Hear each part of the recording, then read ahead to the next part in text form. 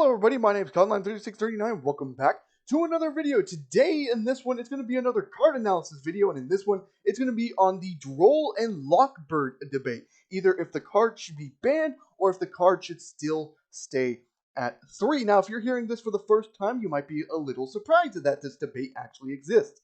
And I was somewhat surprised as well when I first heard about it. As well, I was doing my research on my Maxx C video, if that card should be banned or unbanned. I'll put in the link in the description if you want to go watch that. But people were arguing the same reasons why Maxx C was banned should be the same reason why Droll and Lockbird should be banned. Now, that is really crazy to me, but this argument has been coming up. And with ban list season coming very soon, because the ban list is expected to drop next month, man, I feel like this format really went past us really fast. But yeah, with ban list season coming out up and coming soon, I decided let's cover this debate just real quick before we really get into the full swing of things. So yeah, without further ado, we're going to be covering the card effect first, then we'll be covering the ban arguments, then we'll be covering the rebuttals to those arguments, and then my thoughts on the card as well. So without further ado, let's get into the video. Alrighty, now on to the effect. And before we get to the effect, we are using a new microphone. My other microphone seems to be broken because it's very quiet and you can barely hear me when I actually use this microphone. So I have to use it. I have to go get a new microphone for now. We're going to be using this microphone. So hopefully that is good enough to do this video. But yeah, without further ado, let's get into the card effect. If a card is added from the main deck to your opponent's hand, except during the draw phase. Quick effect, you can send this card from your hand to the graveyard. For the rest of the turn, cards cannot be added from either player's main deck to the hand. It's a very simple effect to understand, but it's a very powerful effect at that as well. So yeah, without further ado, let's get into those ban arguments, shall we? Alrighty, now on to the Droll and Lockbird ban argument. So this is going to be for the ban side kind of thing. So its first one is a floodgate hand trap. What does that exactly mean and entail? So it's a hand trap, so after it resolves, it applies an effect for the rest of the turn kind of thing. That's what I mean by a floodgate hand trap. And Droll and Lockbird is one of those things where once it's resolved and activated and stuff like that, you can start neither player can add from their main deck to their hand for the rest of the turn. This isn't the only floodgate hand trap. Maxx C is probably the most infamous one out of that because it applies that effect. If you don't know what Maxx C is, go fucking search it. D-Shifter is also another card that does it. Lancia as well. So it's a floodgate hand trap and basically just applies an effect for the rest of the turn kind of thing. Why it should be one ban because Maxx C is kind of the same thing as well. Number 2, it can stop a player from playing. So once this card resolves, it can just completely stop a player's turn, depending on what that deck is. Yeah, Droll and Lockbird is a very powerful card, and let's say something like Drytron, you Droll and Lockbird them on their first turn. That's going to be super fucking difficult for them to play through because they have to keep searching a lot, and Droll and Lockbird just completely prevents that from happening. A lot of decks get hurt by Droll and Lockbird because Droll and Lockbird is a very powerful card, so it can stop players from playing the game. And well, a lot of cards are on the ban list thanks to this little number 2 thing here. And then 3, it's not healthy for the game. Again, it's a floodgate hand trap. It stops player from playing the game. And then it kind of prevents future card design if you want to, have something that searches a lot in decks and stuff like that. Droll and Lockbird's just like, no, we're not doing that whatsoever. Stop that, shall you? So yeah, it's just one of those things. It's like, it's not healthy for the game. I misspelled healthy, by the way. I forgot to put the T in there.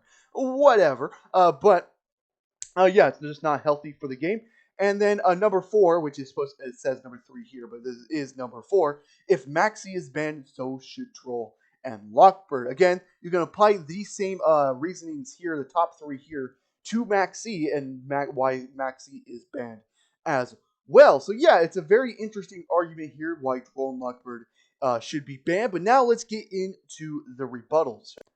Now on to the Droll and Lockbird rebuttal. So number 1, it cannot be activated straight away. Unlike basically all the other floodgate hand traps in the game, this is the one you cannot activate straight away. You have to wait for your opponent to search a card first before you can activate this card. So meaning they get to search before you can even prevent them from stopping that search. So if they end up, playing around Droll and Lockbird, searching a card that's very important to their combo, and then Droll, they still have that important combo piece in their hand to kind of combo off there. Unlike all the other Floodgate hand traps like Lancia and Maxx C and D-Shifter that can activate just straight away with no cost there to them. So yeah, it's a very interesting thing there that you cannot be activated straight away.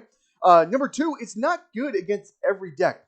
Think about the back row decks. Droll does fucking nothing against those back row heavy decks. It's because those back row heavy decks don't really search that much. If they're going to search, they're really only going to be searching one time a turn anyway. So Droll is not going to be really that good in that matchup. And then some combo-oriented decks, something like Virtual World, for example, still doesn't search that often and still can set up a very good board.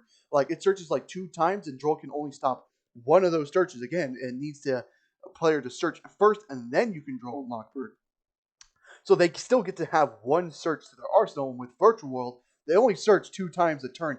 Anyways, maybe it prevents them from getting draws from like Stardust Charge Dragon or Stardust Charge Warrior and a Coral Dragon, sure, but the searches are way more important to them than those draws will ever be. So if they can get one search first before Droll and Lockbird gets out, they can still set up a pretty decent board. Anyways, it's a necessary evil as my number 3 reason for the rebuttal.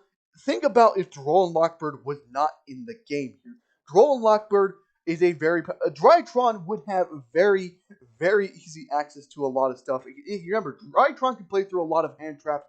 Droll and Lockbird is one of those cards that just like, nope, shut the fuck up kind of thing.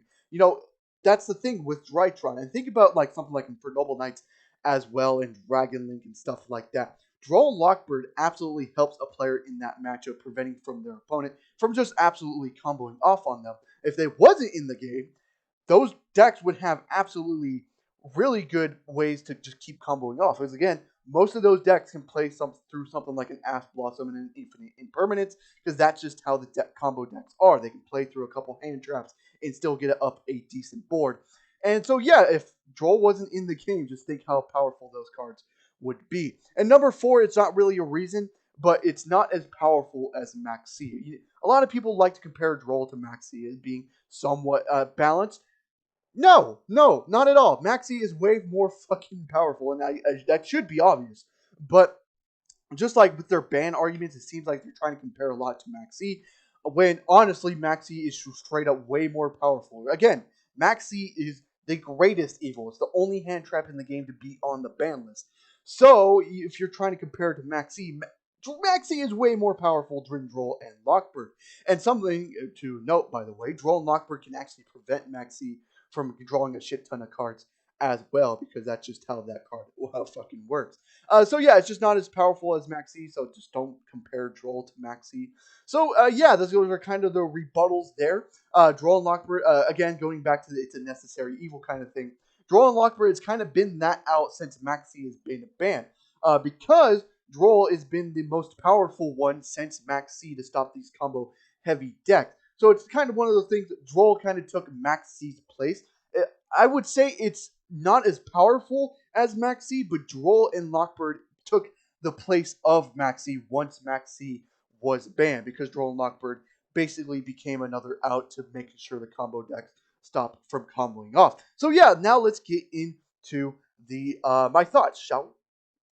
So, my thoughts on Droll and Lockbird. Droll is a very, very powerful and unfair card. I will admit to that. But it should not be banned because it's a necessary evil. Because, again, imagine if, these combo heavy decks had Droll and Lockbird banned. Holy shit, those decks will be comboing off, and you're just going to have to luckily play something like Ash and Imperm and hopefully stop them from comboing their turn. You might be thinking, well, how about the other Floodgate hand traps? D-Shifter is a very powerful card as well, but it really hurts all other decks as well. Like, you need to be playing a specific deck that does not care about its graveyard at all. And that's very few in today's game. So that's just one of those things that D-Shifter, sure, it's a very powerful card, but it's very bad for everyone in the metagame. While Droll and Lockbird, it can just shut down your opponent while you can still get the search off. While D-Shifter goes for both players, and it goes for both players' turns kind of thing. So that's one of those things as well. Again, Droll is just a very, very powerful card. It should not be banned. Yes, it's unfair. It's very powerful. It can shut down turns, but it should not be banned because, again, imagine if Droll was not in the game. Just one of those things. It's way, way too good. I think it's just too good. Oh, well, I think it's good, but I think it's not good enough to be placed on the ban list, and it helps players going second, stopping these combo decks and stuff like that. So yeah, I hope you guys did enjoy the video. I know I kind of went rambling a little bit, maybe a little things didn't make sense to you and stuff like that, but those are my thoughts on the Droll and Lockbird debate. I think it should stay unbanned and not should be banned whatsoever. But yeah, I hope you guys did enjoy. We're nearly at 200, so if you can subscribe to the channel and let me hit 200 subscribers, and I hope to see you guys in the next one. Goodbye.